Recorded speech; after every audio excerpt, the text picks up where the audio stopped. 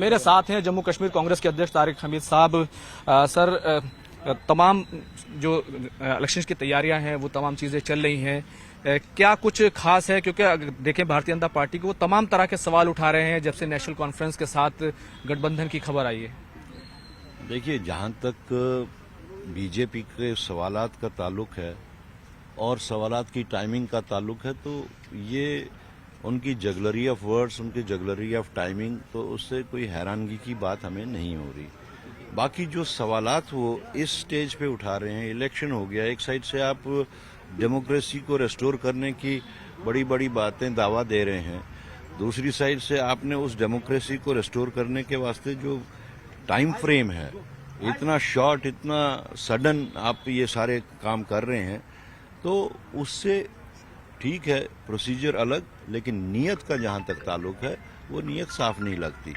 अब उनको, बीजेपी को पीडीपी के साथ प्रॉब्लम है, नेशनल कॉन्फ्रेंस के साथ प्रॉब्लम है, हर उसके साथ प्रॉब्लम है जो बीजेपी की पॉलिसी को टो नहीं करते, जो बीजेपी की हाँ में हाँ नहीं मिलाते, जो उनकी सब्सिडरीज नहीं बनी।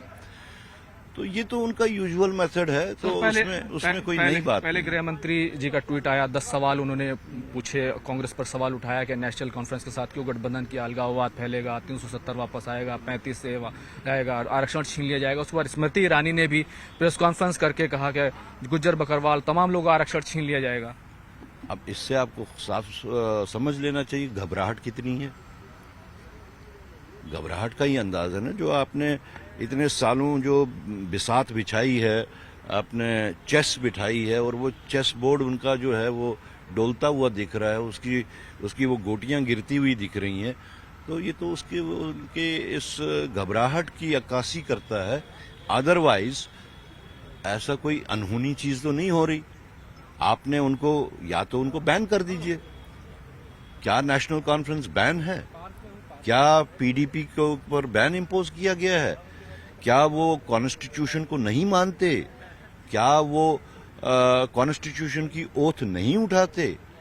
आप सिलेक्टिव लोगों को, जहां पे आपको लगता है कि हमारे सिंहासन को खतरा होगा, आप वो फिर ऐसी अब एक नया डाइवर्शन देने की कोशिश करते हैं। तो ये डाइवर्शनरी पॉलिटिक्स जो है, इसका उन्होंने भरपूर फायदा उठाया। उसी डाइवर्शनरी पॉलिटिक्स का अब नए सिरे से फायदा उठाने की कोशिश कर रहे हैं, लेकिन होगा नहीं। सर, उनका इत्तेहाद तो पीडीपी के साथ भी रहा है। देखिए, उस तरफ अगर जाएं, पीडीपी के साथ मिलकर भी सरकार बनाई है, नेशनल कॉन्फ्रेंस के साथ मिलकर भी उन्होंने यहां हुकूमत की है। तो जब उनके पास जो होता है वो तब तो अच्छे होते हैं, जब उनसे निकलते हैं तो वो एंटी नेशनल हो जाते हैं। और अगर पहले किसी के दूसरी मेन स्ट्रीम पार्टी के पास अगर कोई नेशनलिस्ट क्रेडेंशियल्स का आदमी हो, लेकिन उनके मुताबिक ना हो, तो आप उसको एंटी नेशनल डिक्लेयर करते हैं। लेकिन बाद में उसी बंदे को लेके जो एक आम सी बात कही जाती है, जी वॉशिंग मशीन में डालते हैं, तो वॉशिंग मशीन में धुल के फिर उसके वो एंटी नेशनल क्रेडेंशियल साफ हो के वो नेशनलिस्ट बन जाते हैं। लेकिन सर, नेशनल कॉन्फ्रेंस भी तो पाकिस्तान के साथ बातचीत की वकालत करती है। बीजेपी कहती है गोली और बातचीत एक साथ नहीं हो सकती।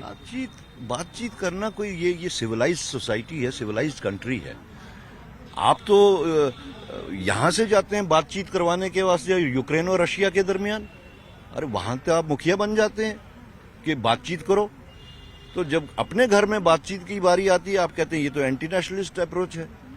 तो डबल स्टैंडर्ड्स तो नहीं होने चाहिए ना। तो बातचीत करना एक सिविलाइज्ड सोसाइटी, एक सिविलाइज्ड पॉलिटिक्स का एक तरीकाकार। क्या सिर्फ ये बौखलाहट है नेशनल कॉन्फ्रेंस और कांग्रेस का जो इत्तेहाद हो गया, सिर्फ उसका इम्पैक्ट है जो इतने सवाल और इतनी प्रेस कॉन्फ्रेंस? सिंहासन, वहां जम्मू कश्मीर का सिंहासन उनको खतरे में लग रहा है, ये उसी का एक घबराहट है। बहुत बहुत शुक्रिया बातचीत करने के लिए।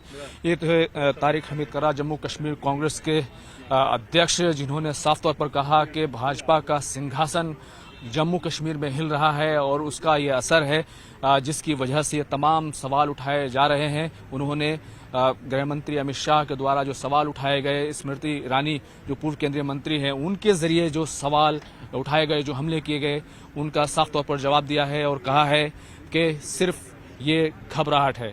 कैमरामैन प्रकाश गुप्ता के साथ खुर्रम शहजाद, न्यूज़ 18 दिल्ली।